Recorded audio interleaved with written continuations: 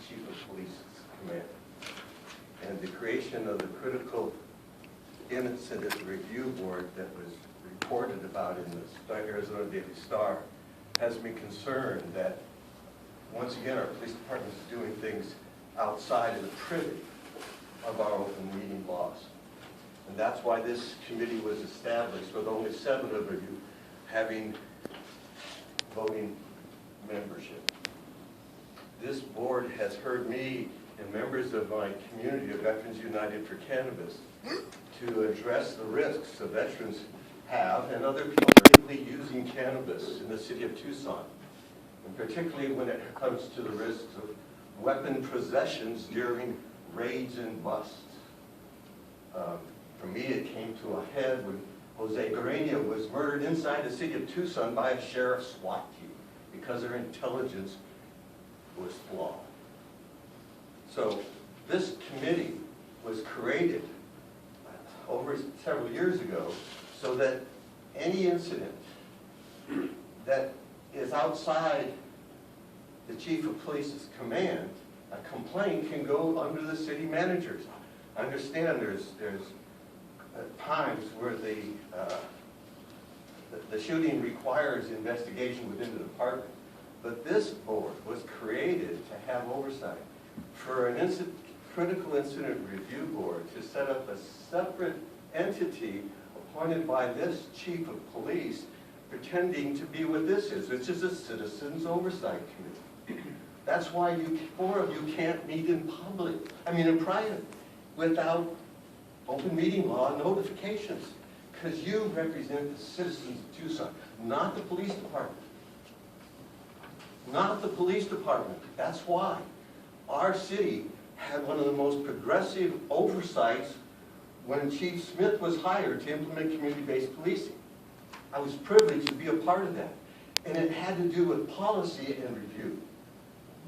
To continually rubber stamp review of cases that the police bring to you each month is not setting policy.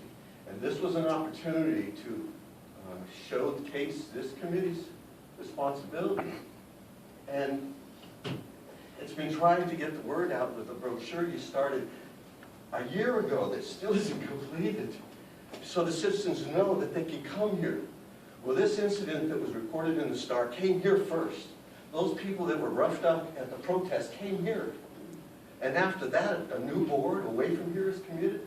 Why wasn't that case interviewed here? Why isn't policy being discussed here in open meetings? So I wish we continued to review the role Cparb plays, the way the citizens on this new critical board play, who appoints them, what's their oversight. Okay.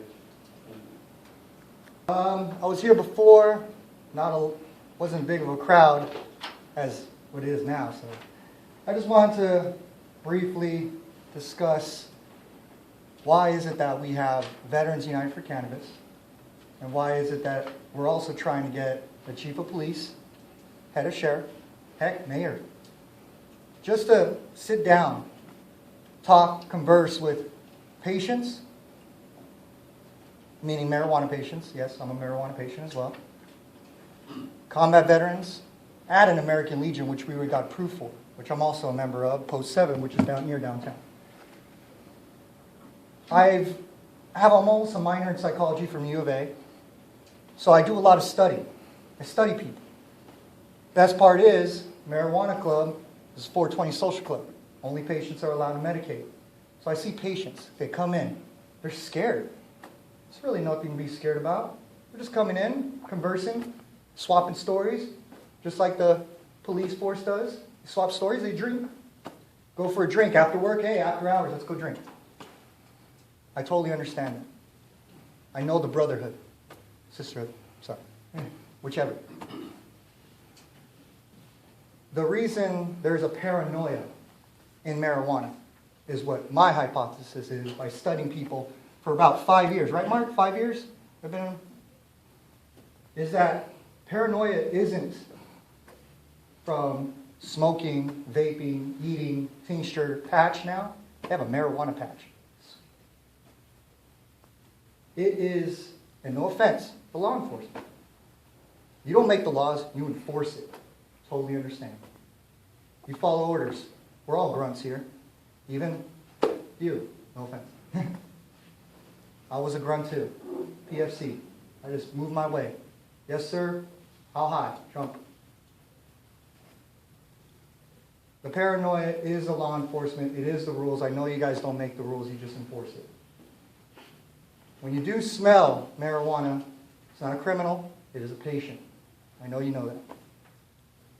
Could be a veteran patient. So that's why I'm also trying to maybe enforce, hey, you guys, if you guys want to come down, American Legion, we're going to send out invitations.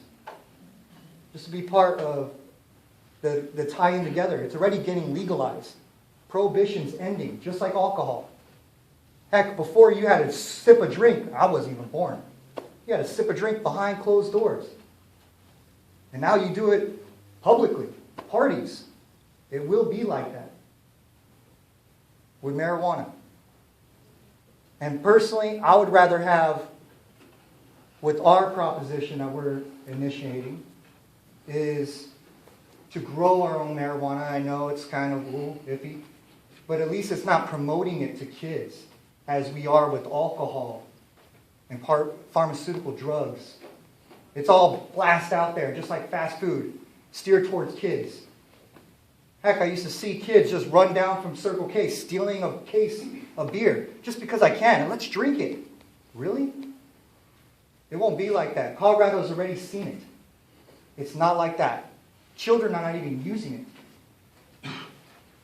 Heck, the parents that can buy it are not even giving it to their kids because it's expensive. And it will be a recreational drug, hopefully within this state. And I just wanted to rush in and bring law enforcement and the community to know that, hey, let's think this out before it gets activated. Let's plan ahead. Just like Colorado didn't. They only have 1 year. Let's have a little bit more than 1 year to plan the public to be accepting already what almost half the states already agree with marijuana. I'm good. I'm Mark Brown. I was beaten in 1993, April 15th. A year before that, I was a member of the most powerful organization on the planet at that time. Its name was SAC. If you know anything about SAC, we was the original Department of Homeland Security, except for our enemy was the Soviet Union. We planned on, holding them accountable, holding the Soviet Union accountable and holding them, if they ever launched on us, that we would wipe them out totally. And Department of Homeland Security enemy is us. So what I'm worried about is now, because of 911, we lost a lot of rights, and a new organization was created just to come after us, take away our rights and all that, whereas the SAC was there only to go after the Soviet Union. And if you look at the emblem of SAC, and that was our saying, peace is our profession, as you see it on the hat, and we went by the MAD theory. I want you guys to understand that, because that is what I'm going to be using against Tucson and what they've been doing to citizens. So understand the MAD theory and our iron fist with a lightning bolt and an olive branch. So I'm going to offer you guys an olive branch and getting body cams and getting malpractice insurance like doctors do. And if you beat so many people and you can't get that insurance, that way the taxpayers is not paying for your mistakes. So one of the things that I'm asking for is body cams that can't be turned off by the officer, that's streamed, and we got the technology to do that now with unlimited, I even got unlimited data, for about $80 a person. You could have unlimited data going into the cloud and be able to keep track of every single officer, and they shouldn't be paid until they're on the video's on, and then when it goes off, they're off duty. That's simple. And then you wouldn't have to review 3 a week, and rubber stamp 3 a week. And this committee goes over 3 cases in less than 10 minutes, spending, 2.5 to 3 minutes apiece, which is totally inadequate, because the Internal Affairs all you're doing is looking at what they just already did, and you're always saying that they did the right investigation, but they don't even look at, they only look at the things that help them. In my case in '93, they didn't even interview, the only one that saw them beat me in front of my car, they didn't even interview them from the IA. And they put in a report, you know, as a conclusion, without entering the only witness that saw what happened. You know, they interviewed people all across the street and stuff, but not the one that counted for that reason. And the postman that saw the whole thing. They didn't interview him because they didn't want to hear what he had to say, because it was against the officers, you know, that beat me. So that's what I want you guys to understand, is that so many people are victimized by Tucson police. We've got no trust at all. And to get that trust back, we need accountability, like we had in SAC. You know, out on deployment, there was a guy that got kicked out in SAC for drinking Kool-Aid. Because when you're out with nuclear weapons, you don't want the enemy to poison you, so you have to drink just what they give you from that water buffalo, eat what they give you from the MREs, and if you take Kool-Aid and dump it in there, they'll get rid of him because he didn't follow the orders and he put the rest of the people at risk. So accountability is what Tucson police don't have. And we need to make sure that they have accountability so the people can also trust them again. And having a separate committee behind closed doors, like Dave was talking about, that is unacceptable.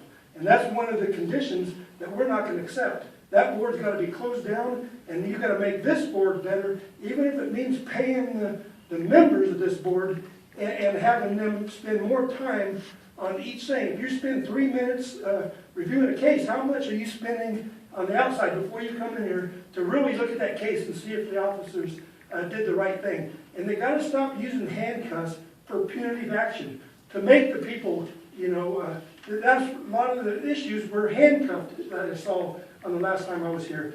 And that's the problem with Tucson police, is they handcuff the people just to make them submit. And that ain't what it should be about. It should be about working with the people and de-escalating the problem instead of escalating it. Handcuffs escalate the problem.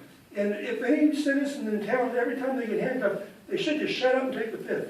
So if we can, we're trying to train the people to do that. You know, take the fifth, because then there's no reason for you to handcuff if you know under captivity, or what we used to call it, under duress. Every time that we would go into a building or with our badge, anytime we entered the nuclear facility, the first question they ask you, are you under duress? They always ask that. And the same thing, you can't put somebody under duress and then with armed people and then make them submit to you. You know, it doesn't help anything. So I just want you to understand that. Thank you.